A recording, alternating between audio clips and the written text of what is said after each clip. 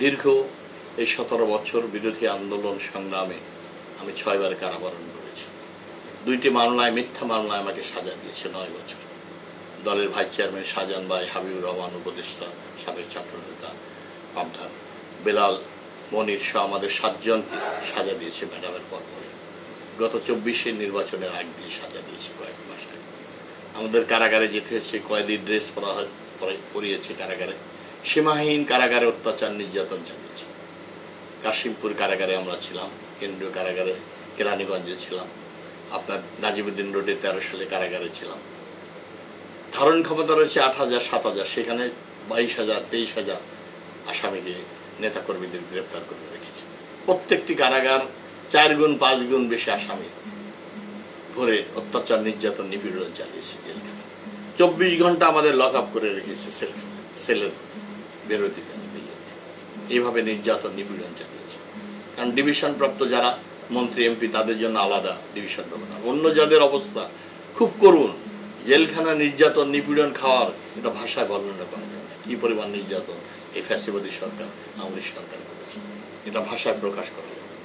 আমার স্ত্রী 14 জুলাই প্রফেসর আমিনা আক্তার খাতুন হঠাৎ করে অসুস্থ হল। আমি কয়েকদিন আগে, 20-25 দিন আগে কারাগার থেকে, উচ্চ আদালত থেকে জামিন নিয়ে বের হয়েছি। আমাকে আবার ধরার জন্য, গ্রেপ্তার করার জন্য বাড়ির চারপাশে পুলিশ, ডিবি পুলিশ মোতায়েন করা হয়েছে। যখনই বাসায় যাব তখনই গ্রেপ্তার করে আবার কারাগারে নেবে, সেই আশঙ্কা আমি বাড়ি যাইনি। উনি অসুস্থ হওয়ার পর ল্যাবে এডি ভর্তি ছিলেন, আইসিইউতে। তখন 14 জুলাই 2024 সালে উনি 16 দিন হসপিটালে থাকার পর 30 জুলাই এই দুনিয়া থেকে উনি চলে গেছেন। আমি তার জানাজায় যেতে পারি। পুলিশ এই ধানমন্ডিতে এসে, মসজিদে র্যাব, ডিবি পুলিশ এসে ঘেরাও করে রেখেছে আমাকে ধরা। এর চেয়ে দুঃখ, বেদনা, কষ্টের কিছু হতে পারে। আমি যখন কারাগারে ছিলাম, কেন্দ্রীয় কারাগারে কেরানীগঞ্জে, তখন আমার আপন বড় ভাই মারা গেছে আমাকে প্যারোলে মুক্তি দিয়ে। আমার আপন ছোট খালা মারা গেছে 1 সপ্তাহের ব্যবধানে, আমাকে কেন্দ্রীয় কারাগার থেকে প্যারোলে মুক্তি দেয়। আমি জানাজায় যেতে পারি, আমার স্ত্রীর জানাজায় আমি যেতে পারি। আমাদের জন্য জেলখানায়, আমি বাগেরহাট জেলে ছিলাম, কেন্দ্রীয় কারাগারে 13 সালে নাজিমুদ্দিন রোডে কারাগারে ছিলাম, কাশিমপুরে কারাগারে ছিলাম, আমি কেরানীগঞ্জের কেন্দ্রীয় কারাগারে ছিলাম। এভাবে জেলখানায় সীমাহীন অত্যাচার নির্যাতন, মিথ্যা মামলায় সাজা দিয়ে, রিমান্ডে নির্যাতন করে দিনের পর দিন আমি 36 দিন রিমান্ডে ছিলাম। ভাটারা থানা মামলায়, ধানমন্ডি থানা মামলায়, আপনার এই ক্যান্টনমেন্ট থানার মামলা, আপনার গুলশান থানার মামলায়, প্রত্যেকটি মামলায় 13 সালে আন্দোলনের সময় তখন আমি সদপ্তর সম্পাদক ছিলাম বিএনপি চেয়ারপারসনের কার্যালয়ে। অনেকগুলো প্রেস ব্রিফিং আন্দোলনের সময় আমি করেছি বিভিন্ন নেতাদেরকে, দেশনেত্রী বেগম খালেদা জিয়ার নির্দেশনা।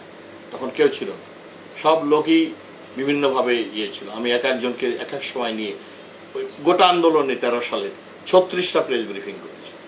তখন আমাকে গ্রেফতার করে সীমাহীন নির্যাতন আমার শরীরের উপর চালিয়েছে ডিবিটি। প্রত্যেকটি থানায় মামলা দিয়েছে, রিমান্ডে নিয়ে একের পর এক আমাদেরকে নির্যাতন করেছে। আমার সারা শরীরে রক্তের ছাপ আছে রিমান্ডে। তখন আমি অসুস্থ হয়েছি। তখন কাশিমপুর কারাগারে আমাকে নিয়ে গেছে মেডিকেলে। তখন রিজভী আহমেদ সাহেব আমাদের সাথে ছিলেন, মোহাম্মদ শাহজাহান সাহেব ছিলেন, হাবিবুর রহমান হাবিব সাহেব ছিলেন, বেলাল সাহেব ছিলেন, মনিরুল হক ফারাজি ছিলেন, আমাদের অনেক কেন্দ্রীয় নেতা।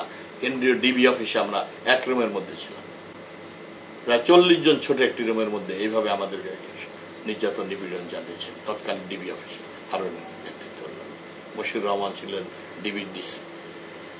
এইভাবে রিমান্ডে একের পর দিনের পর দিন আমাদের শারীরিকভাবে নির্যাতন করেছে, মানসিকভাবে, তারপরে কারাগারে দিয়েছে। এভাবে আমরা দিনগুলো প্রতিবাদ করেছি। আমাদের যেমনভাবে আমাদের সংগ্রাম করতে গিয়ে যে সীমাহীন অত্যাচার নির্যাতন নিপীড়নের শিকার হয়ে রয়েছে, পারিবারিকভাবে ক্ষতিগ্রস্ত হয়েছে।